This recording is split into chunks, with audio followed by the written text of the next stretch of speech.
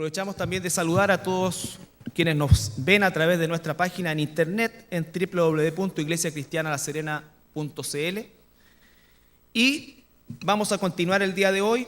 Abra su Biblia en Colosenses capítulo 3.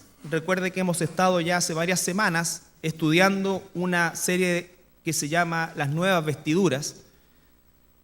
Las Nuevas Vestiduras. Y recuerde que la palabra o la expresión nuevas vestiduras dice relación con la palabra griega endúo, que significa sumergir, impregnarse. No es solamente colocarse algo, sino que es impregnarse de algo. Y eso es, por supuesto, la enseñanza de nuestro Dios. Revisamos, en primer lugar, ¿no es cierto?, todo lo que tenía que ver con nuestras relaciones interpersonales, el soportarnos unos a otros.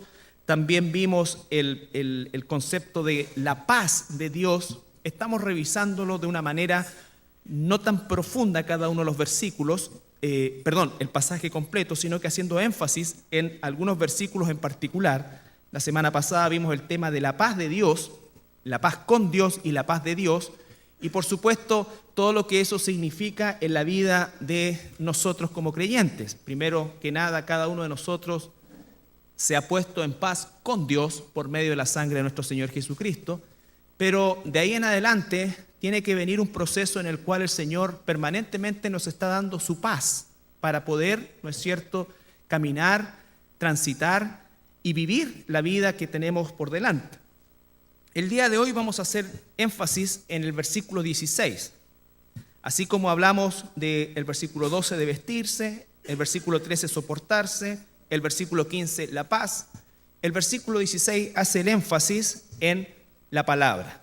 Dice, Colosenses 3:16, la palabra de Cristo more en abundancia en vosotros, enseñándoos y exhortándoos unos a otros, en toda sabiduría, cantando con gracia en vuestros corazones al Señor con salmos e himnos y cánticos espirituales. La palabra de Cristo more en abundancia. Cuando nosotros estudiamos la Biblia, siempre buscamos pasajes paralelos que nos confirmen también, ¿no es cierto?, lo que nos está diciendo el pasaje que estudiamos. Y principalmente en la Biblia todo cuenta, así como cada palabra, también el orden en el que están escritos. El orden no es casual, el orden no es algo aleatorio, sino que verdaderamente cada palabra y cada principio de esta palabra, ¿no es cierto?, tiene un propósito. Y lo primero que nos dice, ¿no es cierto?, es que la palabra de Cristo, que en definitiva es la palabra de Dios, more. La palabra more, o morar, ¿no es cierto?, o morada, es la palabra enoikeo, E-N-O-I-Q-E-O,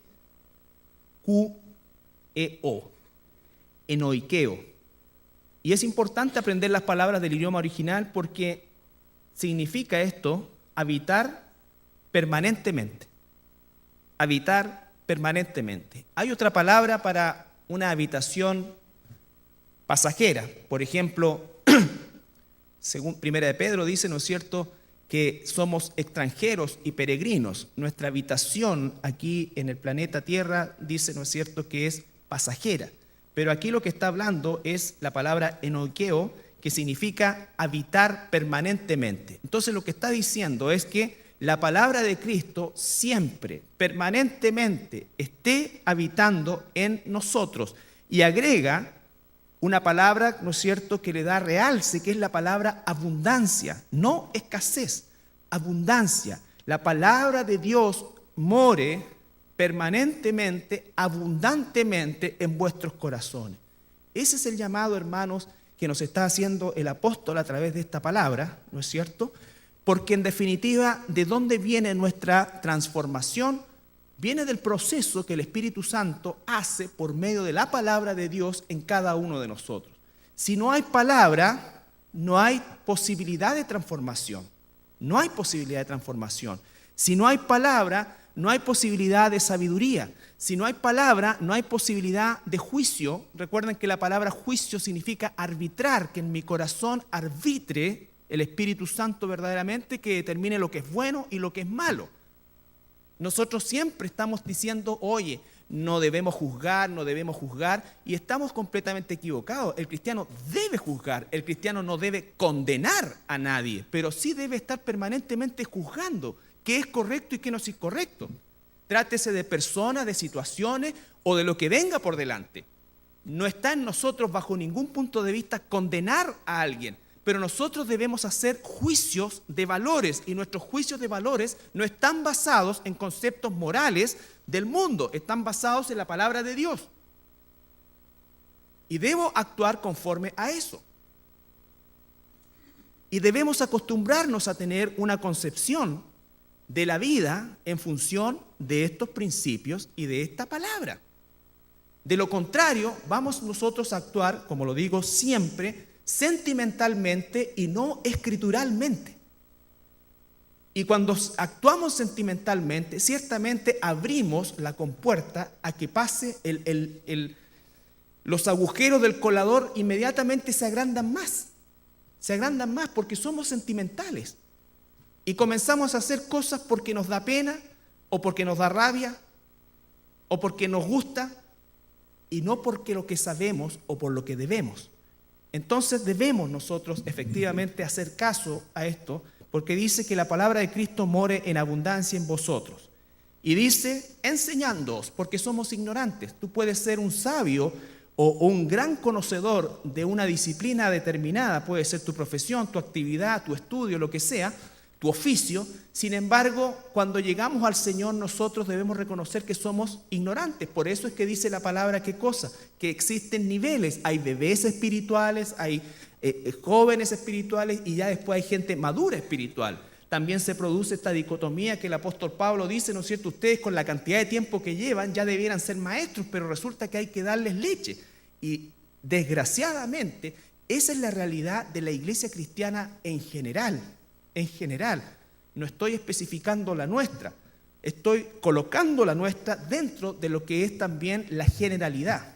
Existen pocas personas, pocos hermanos y hermanas que verdaderamente hacen verdadero eco de estas palabras, y si pudiésemos hacer un examen de cuánto de la palabra de Dios mora en nuestros corazones, probablemente saldríamos bastante trasquilados al respecto.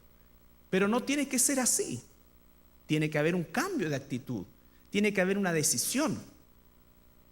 No va a haber ni operar un acto de magia, ni te va a poseer un espíritu de lectura, sino que tú tienes que leer, tú tienes que estudiar, tú tienes que sacrificar, tú tienes que cambiar cosas por otras. Es un proceso que resulta muchas veces difícil, pero que a la larga nos va a producir efectivamente un crecimiento como el que no tenemos todavía y al que estamos voluntariamente muchas veces renunciando. Entonces, dice que la palabra de Dios more. Y quiero que veamos en Efesios un pasaje paralelo. Efesios capítulo 5.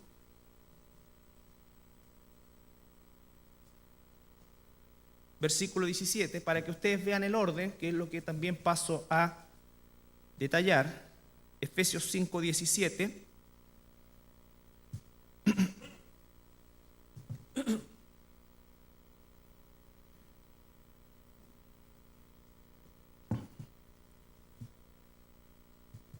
Desde el 15, perdón.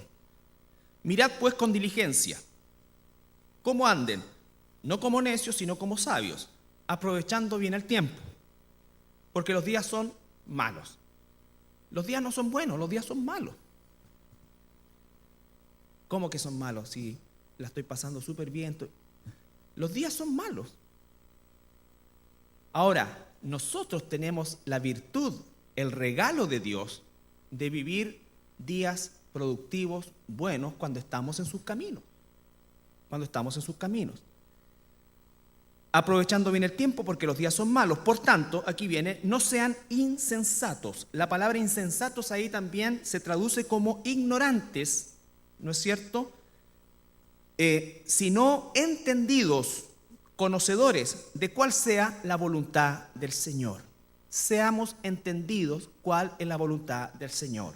Para poder ser entendido cuál es la voluntad del Señor, nosotros tenemos que permitir que la palabra de Dios more abundantemente en nuestros corazones.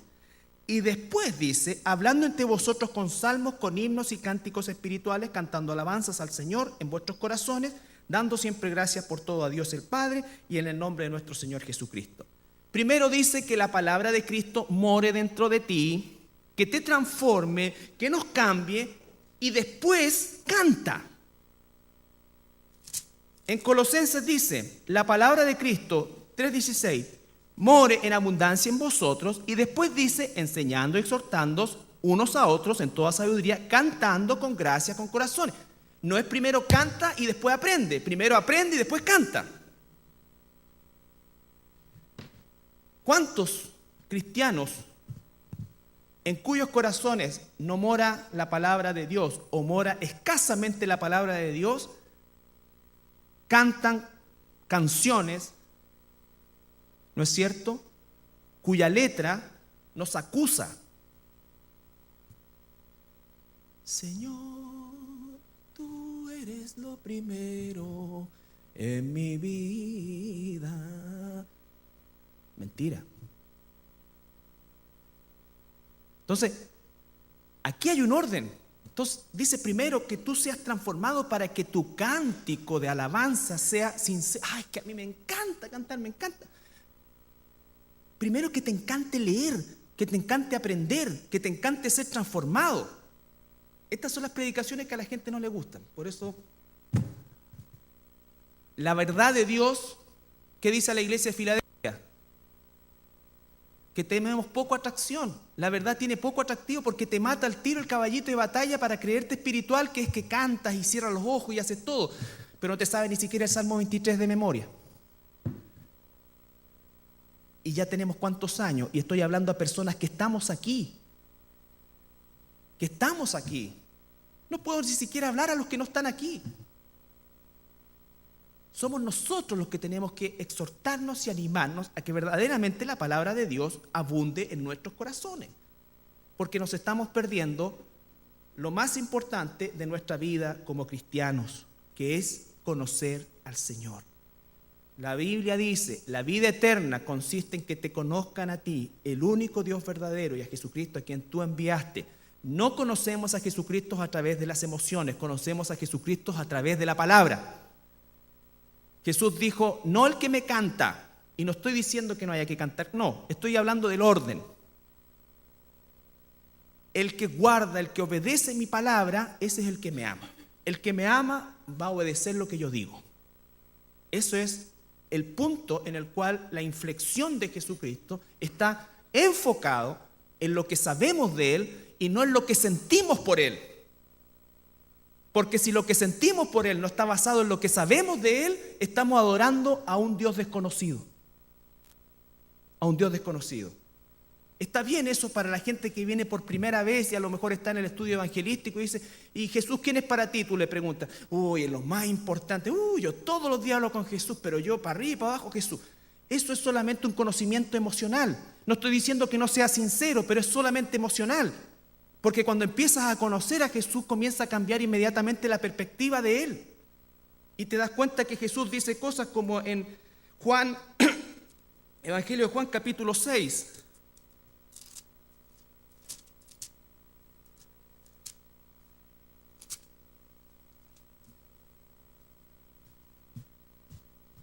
Versículo 6, capítulo 6, versículo 60.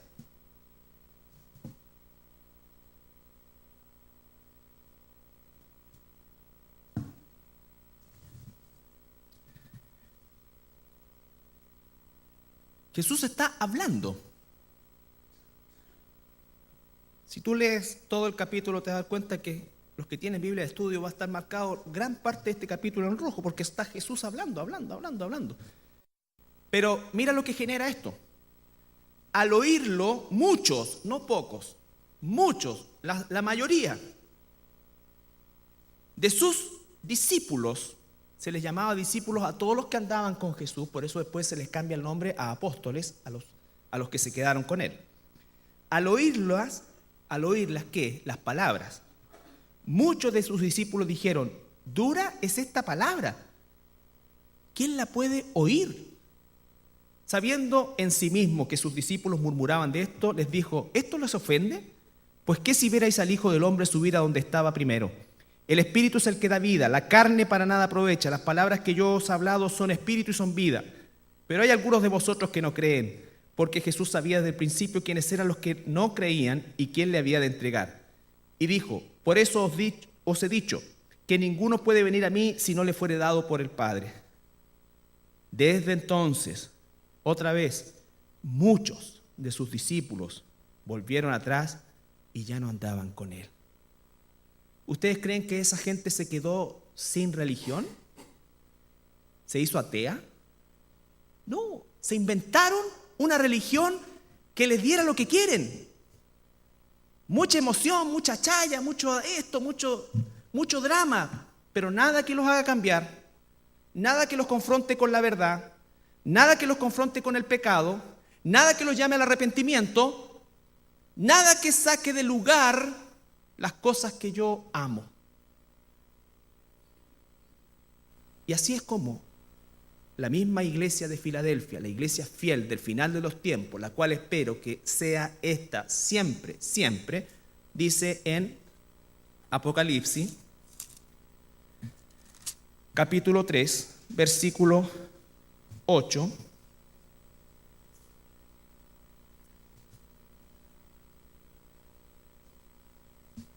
Quiero que vean la importancia de la palabra de Dios. La importancia de la palabra de Dios, vital, fundamental. Mucha gente dice que yo no siento, estoy como desenchufado con Dios. Está hablando de sus emociones, no de su transformación espiritual. Por eso es que se hace énfasis en la obediencia, porque confiamos en quien dice sus palabras. Yo estaré contigo todos los días hasta el fin de los tiempos, dice Jesús. Él está conmigo, siempre. Está contigo, siempre. El punto es que no siempre tú y yo estamos con Él, pero Él está siempre conmigo. ¿Y eso qué significa? Significa que puedo confiar en Él. Dios no miente. Cualquier otra persona puede mentir. Por eso es que si la predicación que desde un púlpito se hace no está basado completamente y totalmente en la palabra de Dios, entonces hay manipulación. O la factibilidad de manipulación es tan grande. Entonces dice: yo conozco tus obras. Claro que nos conoce el Señor. He aquí he puesto delante de ti una puerta abierta, la cual nadie puede cerrar, porque aunque tienes poca fuerza, aunque eres poco atractivo. ¿Ustedes creen que Jesús era muy atractivo en cuanto a lo que hablaba? No, Jesús sorprendía a la gente. En un momento determinado la gente dijo: oye, nadie ha hablado como él. Pero estaba en el pic de, entre comillas, su popularidad que él no buscó. Él cada vez que hacía un milagro le decía a la gente: quédate calladita, anda, ¿no es cierto? Y paga tu ofrenda, haz esto. Pero la gente por su cuenta hablaba y contaba cosas que fue haciendo que la fama de Jesús creciera, pero la gente andaba por los panes y los peces, y eso lo sabemos perfectamente que es así. Lo mismo que puede estar sucediendo hoy día y lo que ha sucedido a lo largo de toda la historia. Si tú estás aquí por panes y peces, no hay ni panes ni peces. ¿Ya? Ni pecera siquiera. Entonces, por eso es que si no encuentras panes y peces, te vas a ir a buscar en otro lado, porque en otros lados están dando panes y peces, pero al campeonato. Pero aquí no. Entonces, aquí nos confronta con el pecado. Y alguno dirá: sí, pero alguna vez tenés que tirarte un pancito y un pez. ¿Por qué? Si estamos todos ultra bendecidos, pues hermano, o sea, ¿qué más pan y peces quieren? ¿Qué más pan y peces? O sea, esta es la generación que a mí me da vergüenza. Estoy hablando no de esta iglesia, en términos generales, que andan detrás de pan y peces cuando están llenos de panes y peces. Lo que pasa es que ya no les gusta el pez y lo tiran y quieren otro y quieren otro. Entonces dice el Señor: aunque tienes poca fuerza, poca atracción, todos los que andaban detrás de Jesús, que era una cantidad grandota, claro, era la papa ser, ¿no es cierto?, cercano del grupo de los 70, de los 80 o los 100 que andaban con él, porque Jesús, donde entraba, ¿no es cierto?, todo el mundo le recibía, se le tiraban a los pies y ellos eran parte de eso. Pero cuando Jesús le empezó a leer la cartilla, dijeron, no, esto no estaba en nuestros planes. No estaba en nuestros planes dejar el pecado. No estaba en nuestros planes, ¿no es cierto?, arrepentirnos. No estaba en nuestros planes dar nuestra vida por ti. Entonces dice el Señor, aunque tienes poca fuerza, haz ¿qué cosa? Lo único a que hace alusión. No nombra ninguna obra. Ninguna obra. Él dice, yo las conozco. No tienes que publicitarte que tienes un centro de niños enfermos de esto, no tienes que publicitarte que hiciste esto. No, yo conozco tus obras. Si tú lo haces de corazón, yo sé que lo estás haciendo de corazón. Dice el Señor, a los que quieren aplauso y el mundo les da aplauso, ya tienen su premio. ¿No es cierto? Pero cuando tú haces las cosas que haces y las haces de corazón, Él conoce tus obras. Él sabe. Pero ¿qué es lo único que recalca? Has guardado mi palabra. Y para poder guardar la palabra de Dios, tengo que conocerla. Y si he guardado su palabra, verdaderamente le he amado. Porque Él dijo, el que me ama guardará mis palabras. Y dice, las palabras que yo hablo no son mías, sino del que me envió. Y la pregunta que tengo que hacerme yo y que te tienes que hacer tú. ¿Conozco al Dios de la palabra? ¿Conozco la palabra de Dios? ¿Verdaderamente la palabra de Dios mora abundantemente en mí? ¿Podría el Señor decir efectivamente que la palabra de Dios mora en ti? ¿Para qué tiene que morar la palabra en mí y en ti? Porque la palabra no cumple un fin místico, cumple un fin práctico. No cumple un fin de conocimiento por conocimiento, sino que un fin práctico. El fin práctico es transformarnos. En 2 de Timoteo, capítulo 3.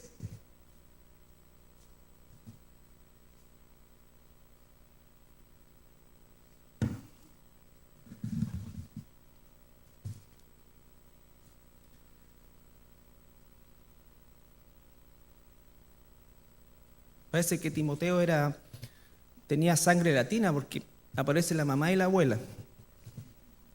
El papá ponía unas partes.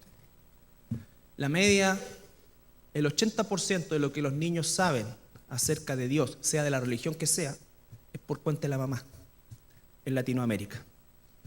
Espero que en tu caso sea una excepción.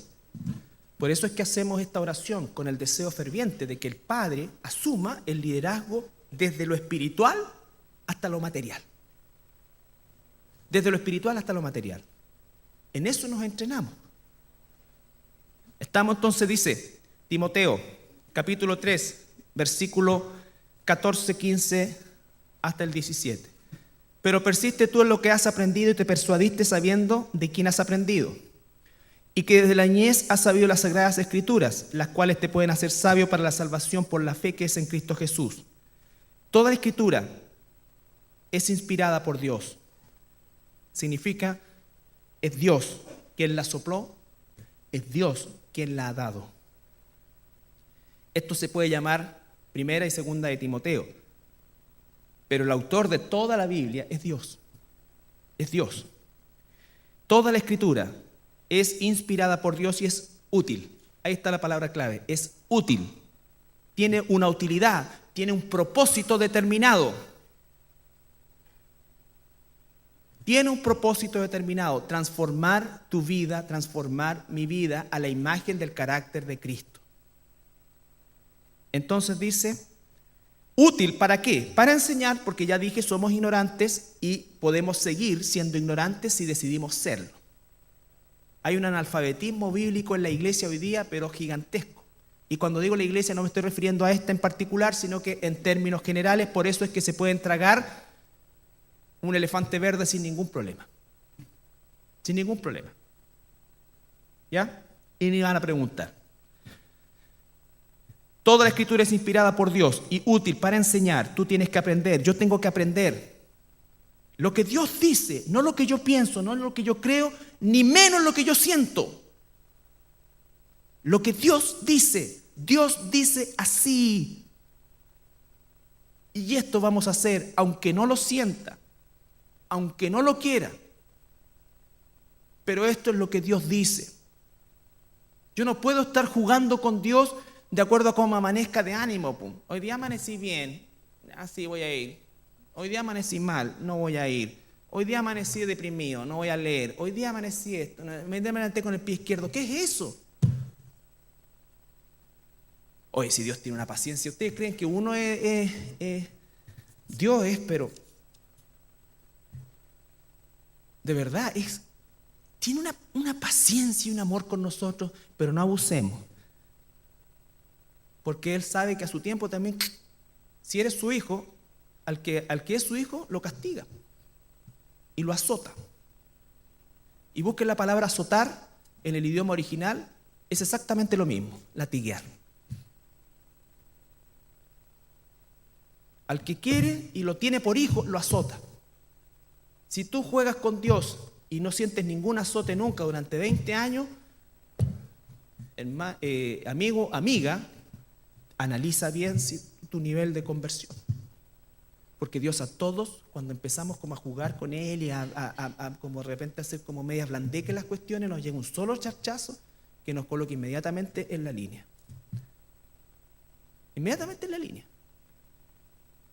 Entonces, redarguir. El redarguir significa que la palabra va a recorrer mi mente, mi corazón, y va a empezar mi mente y mi corazón a oponerse. Porque ese proceso ocurre aún en nosotros los cristianos. Nos da vuelta, pero es que no creo que sea así, ¿cómo es posible? Pero yo creo que empezamos y son puros sentimientos. Y les damos y les damos y les damos vuelta y les damos vuelta hasta que, aunque la palabra dice clarito algo, pero estamos ahí, pero ¿cómo y tratamos acá? Pero finalmente el que verdaderamente es hijo, ¿sabe qué dice? Señor, perdóname, tú tienes la razón. Una vez que el redarguir, ¿no es cierto?, termina, recién dice, ¿qué cosa? Que podemos ser corregidos. Cuando una persona no termina el proceso de redarguir, no puede ser corregido, porque todavía está peleando con lo que siente, con lo que cree, con lo que vio, con lo que le dijeron. Todavía está peleando con eso. Entonces, ¿cómo? No puede haber corrección. La corrección viene solo cuando yo digo, ya, ok, Señor, me rindo. Tú tienes la razón, he sido un flojo, he sido esto, acá, ya me he justificado, todas las cosas. Entonces ahí dice, viene la corrección. Y cuando somos corregidos, por eso les digo, el orden de la Biblia es importante tanto como las palabras y cada una de ellas. Una vez que soy corregido, puedo ser instruido. ¿Cómo puede alguien ser instruido si todavía está en el proceso de redarguir? Eso es golpear contra una piedra. Es golpear contra una piedra. Solo cuando nosotros somos verdaderamente corregidos por la palabra de Dios, y si somos corregidos es porque ha terminado el proceso de redarguir en nuestra propia mente y nuestro corazón, y la palabra de Dios nos convence, entonces ahí puedo ser instruido. Y dice instruido en justicia. Justicia de Dios. ¿Qué es lo justo para Dios? ¿Qué es lo que Dios considera justo? ¿Qué es verdaderamente la voluntad de Dios? Y recién el versículo 17, a fin de que el hombre, recuerde que la palabra hombre, varón y hembra, al ser humano de Dios, sea perfecto, y la palabra perfecto ahí es maduro, sea maduro enteramente, en su totalidad, en dúo, sumergido completamente en la voluntad de Dios, está enteramente preparado para toda buena obra, la que sea. Y la obra más importante es ser sal y luz en este mundo. Esa es la obra más importante. La obra más importante no es darle un pan a un hambriento. La obra más importante es darle salvación y llevar salvación a todo lugar y además dar el pan al hambriento. Pero el Señor Jesús dijo, a los pobres los van a tener siempre, pero a mí no me van a tener siempre.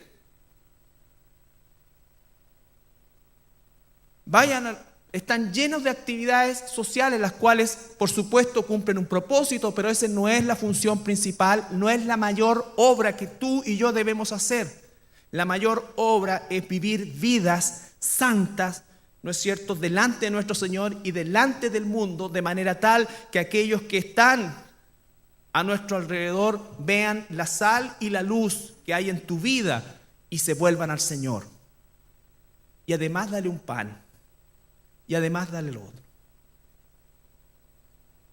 Y Jesús dijo, no siempre me van a tener. ¿Y sabes qué? Ellos no siempre nos van a tener. No siempre nos van a tener. Entonces, mi hermano, mi hermana, el tema de la palabra de Dios morando abundantemente en nuestro corazón es larguísimo, es una cosa, por supuesto, no tiene fin, no termina nunca. Porque dice el Señor, el cielo y la tierra van a pasar, pero mis palabras no, porque Él es eterno y su palabra también. Entonces, por eso es que dice, has guardado mi palabra, es lo único que cuenta, si has guardado su palabra. Porque si guardaste su palabra, significa que verdaderamente amabas a Jesús. Recuerden siempre que las palabras, desde mi punto de vista y para mi persona, más terroríficas que encuentro yo en la Biblia, no son infierno, Hades, no. La palabra más terrorífica es escuchar el día de mañana delante del Señor que nunca me conoció. Pero ¿cómo si en tu nombre puse las manos y la abuela se sanó? En tu nombre hice esto, en tu nombre fui para allá, en tu nombre... Y el Señor, ¿qué va a decir? Apártate de mí, hacedor del mal. Oye, si la Biblia es muy dura. Por eso dijeron, dura palabra es esta. ¿Cómo es que no me vaya a tomar en cuenta un milagro? ¿Cómo que no me vaya a tomar en cuenta esto? Porque el propósito de Dios es que le conozcamos.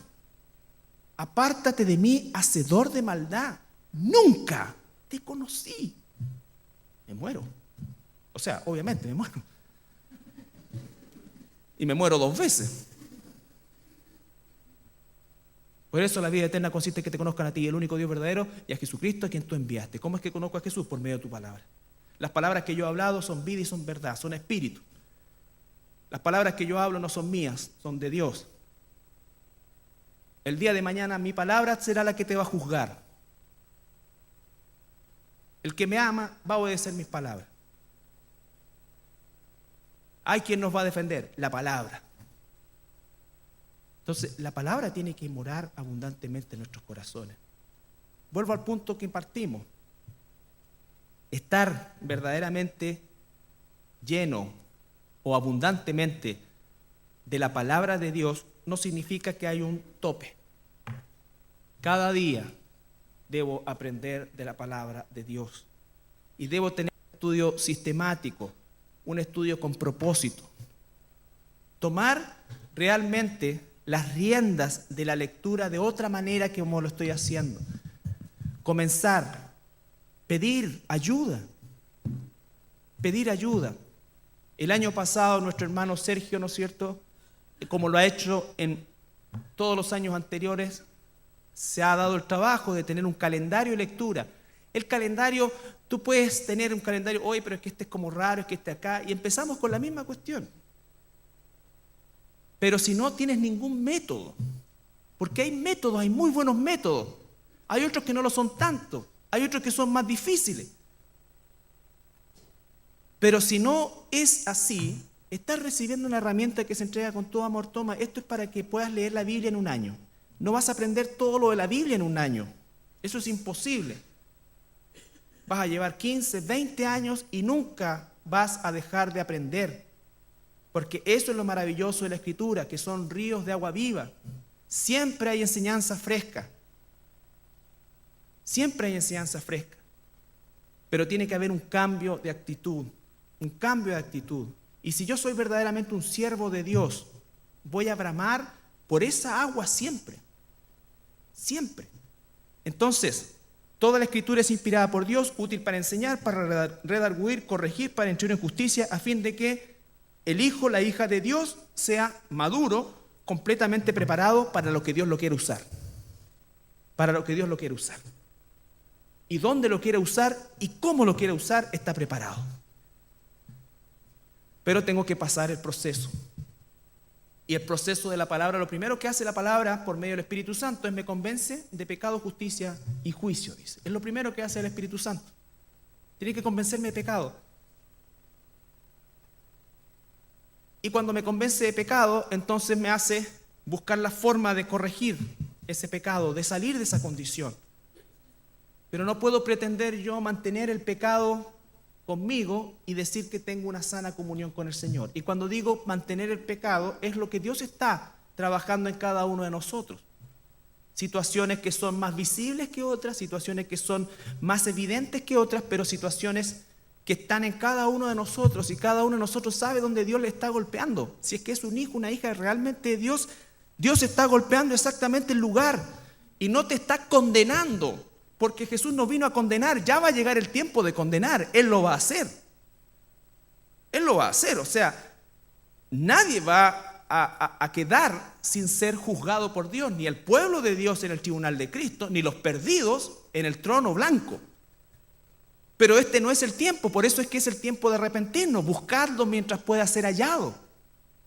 No siempre me tendréis, dijo Jesús. Hebreos 11:3, para ir terminando ya.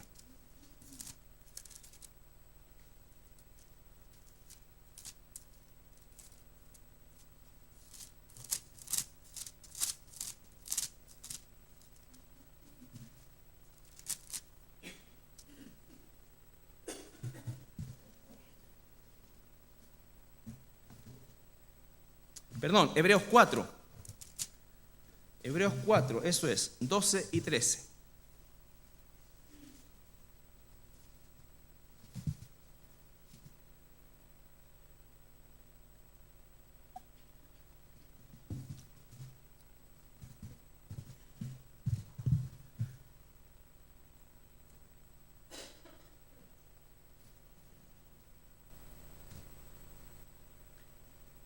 Fíjense que esto viene hablando del reposo de Dios, la paz de Dios, el descanso que Dios da a su pueblo. Y ese descanso no puede estar disociado de la palabra. Por eso es que muchos cristianos viven estresados, muchos cristianos viven amargados. Nunca va a tener descanso porque no hay palabra. El versículo 11 dice, pues procuremos pues entrar en aquel reposo para que ninguno caiga en semejante ejemplo de desobediencia. Y en ese contexto dice, porque la palabra de Dios es viva y eficaz, y más cortante que toda espada de 2 filos, y penetra hasta partir el alma, el espíritu, las coyunturas y los tuétanos. Discierne los pensamientos y la intención del corazón. Mira la acción de sondaje que hace la palabra de Dios en cada uno de nosotros. Por eso es que cuando Jesús empezó a hablar, inmediatamente se sintieron todos sondeados y dijeron, no podemos seguir en esta condición. Queremos otra cosa nosotros.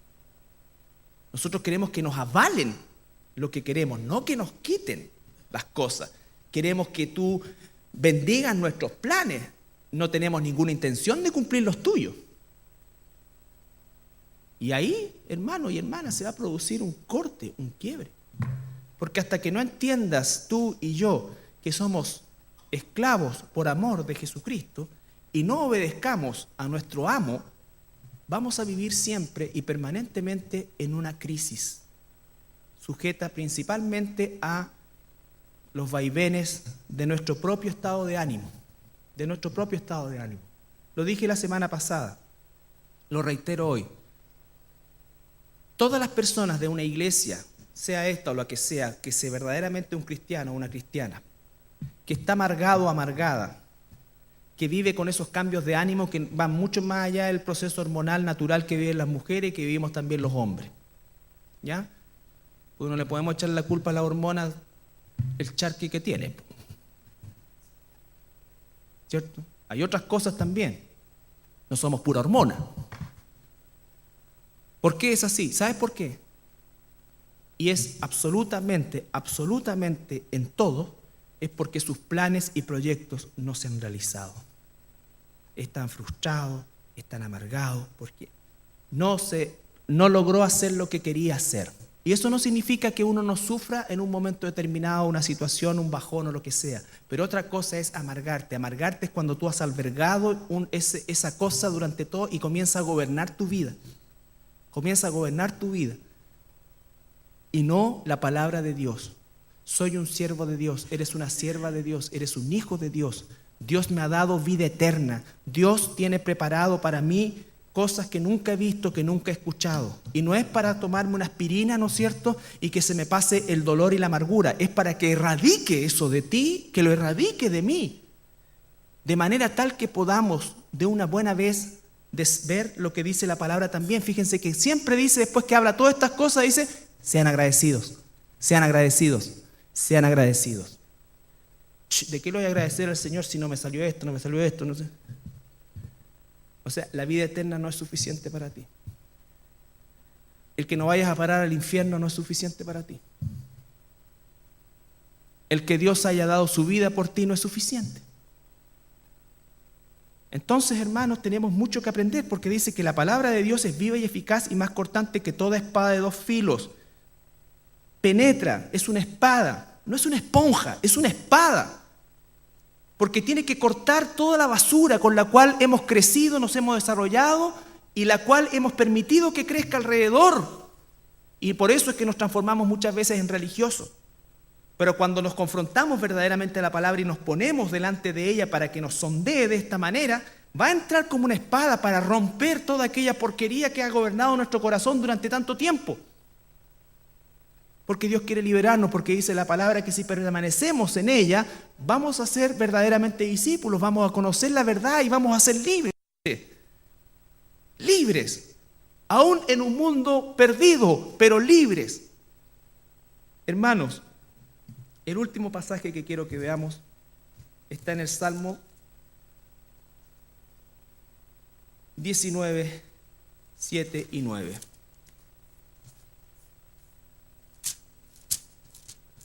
Hay tanto que toda la Biblia habla de ella. Salmo 19, 7 y 9. Y por favor, esta palabra, comprométete con el Señor, no conmigo, con el Señor, a escudriñarla el día de hoy. Escudriñarla el día de hoy. ¿Qué significa eso? Estúdiala, aplícala a tu vida, aplícala a tu vida, para que podamos verdaderamente ver y tener un diagnóstico real de dónde estamos. Dios no nos está condenando, Dios está extendiendo su misericordia un día más para cada uno de nosotros, hermanos. Nosotros tenemos que dar gracias por la libertad que tenemos. Por la libertad que tenemos. Estoy leyendo biografías porque, como les dije ya, no es que ahora esté en el limbo espiritual y sea... No, pero ya los libros de autores cristianos ya no. Cómo llegar a crecer tu fe, 5 pasos para ser un discípulo, y todas estas cosas que están hechas con la mejor intención y que cumplir una etapa en el ciclo, ¿no es cierto?, o un propósito en el ciclo de desarrollo de los cristianos, está bien. Pero después de años, tú tienes que comenzar a profundizar de otra manera. Y una de las muy buenas maneras de profundizar junto con la palabra de Dios y nunca por sobre la palabra de Dios es estudiar biografías de hombres reales, de mujeres reales, que vivieron en situaciones realmente conflictivas y que nos dan una tremenda lección de fe y de amor. Ellos no lo hicieron para hacer, ¿no es cierto?, de esto y que el día de mañana no dijeron, voy a hacer así para que mañana cuando en una iglesia 500 años después hablen, ¿no es cierto?, me nombren a mí. No había ninguna publicidad, no había nada. Y una de esas biografías es de Juan Hus, que lo había leído yo en alguna oportunidad, pero realmente de mis insensibles lagrimales salieron algunas gotitas. Porque realmente, y digo insensible no porque no tenga sentimientos, sino que debo tener ojos secos. No lloro, no. Pero sabes que realmente estaba conmovido porque yo había leído una parte muy pequeñita y descubrí otras cosas también, pero la fidelidad de un hombre que juntó durante prácticamente 5 o 6 años pedacitos de Biblia, porque ellos, a pesar que era un monje, no podía leer la Biblia.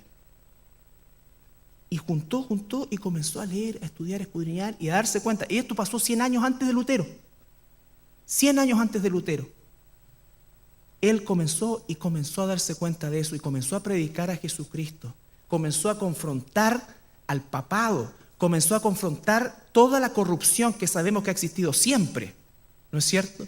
Él la comenzó a confrontar y no iba a Televisión Nacional ni Mega Noticias, no iba nadie. Comenzó a confrontar. Se convirtió mucha gente. Él comenzó, ¿no es cierto?, en la calle, comenzó. ¿Y qué fue lo que lo transformó? La palabra de Dios, un corazón dispuesto, transformado por la palabra de Dios. Por eso es que a veces yo dudo hasta de mí mismo. Porque digo, yo tengo toda la palabra, ¿y por qué me cuesta tanto? Porque a lo mejor no tengo la disposición. A lo mejor tú no tienes la disposición y eso es lo que tiene que cambiar, la actitud nuestra hacia la palabra. La actitud nuestra hacia la palabra. Este hombre, ¿sabes cómo terminó finalmente? Lo llevaron a Roma, lo vistieron con todo su traje de monje y lo fueron quitando cada una de sus partes, ¿no es cierto?, hasta dejarlo completamente desnudo. Y lo frieron. En una caldera hirviendo con aceite lo metieron adentro. ¡Shh! Y de ahí viene, imagínate, la frase, estás frito. ¿Qué me decís? Estáis frito. Ni sabe la gente, pero ahí uno descubre, ahí viene la frase, estáis frito. Lo frieron. Y era tal el miedo que tuvieron de que la gente pudiera hacer algo con los restos de Juan Hus, que molieron cada hueso que no se alcanzó a carbonizar y lo tiraron al mar. Él confrontó al Papa, no confrontó a tu abuelita ni a tu suegra, ni en el almuerzo familiar, ¿no es cierto? Salió una cuestión y te quedaste callado porque no querías entrar en problemas. Confrontó las mismas barbas del papado en aquel tiempo que no había ninguna publicidad y que tenían el poder absoluto. ¿Qué fue lo que lo transformó? La palabra de Dios. ¿Qué es lo que transforma nuestro corazón? La palabra de Dios. No podemos dejar de decir lo que hemos visto y oído. No podemos.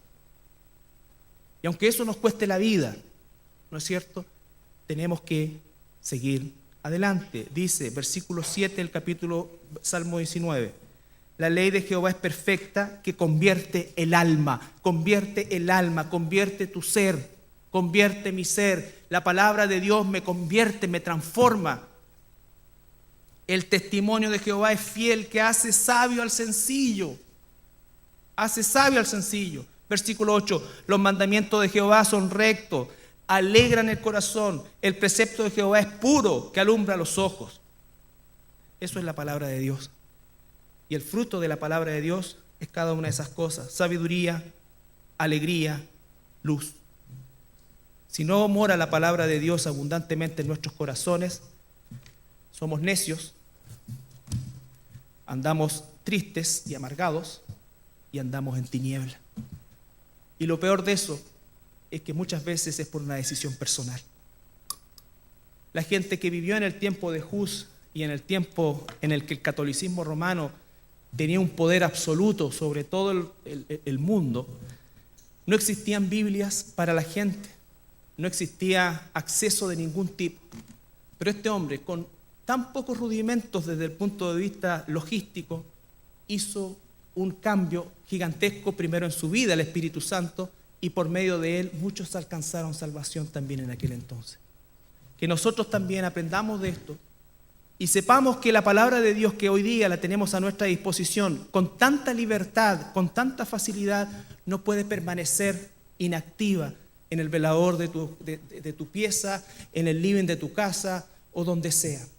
No se comparen unos con otros. Esto no tiene el propósito de decir yo leo biografía y soy acá. No. Y vive Dios, y los que realmente conocen mi corazón saben que no es así. El punto es que mi corazón como pastor se duele, ¿no es cierto?, al ver realidades que no debieran ser así, que son voluntariamente así, porque han decidido ser así. Y frente a una decisión de otra persona, yo no puedo hacer nada. Es más, ni Dios puede hacer nada, ni va a hacer nada. porque violaría el principio principal por el cual somos semejantes a Él, la capacidad de elegir. Yo elijo vivir en la ignorancia o elijo que el corazón esté lleno de la palabra de Dios. Yo elijo dedicar tiempo a la palabra y dejar esto o elijo no hacerlo. Y cuando no hay esa elección, nadie puede hacer nada. Aunque las personas le van a terminar echando la culpa a cualquier cosa, pero hasta que no se confronten con su realidad y las malas elecciones que han tomado, no va a poder haber verdaderamente un cambio. Realmente, hermanos, aprovechemos el tiempo. Si en el tiempo de Pablo los días eran malos, yo creo que Pablo se muere 3 veces si estuviera en nuestro tiempo, porque es muy difícil, muy difícil. Las tentaciones, las dificultades, las diversiones.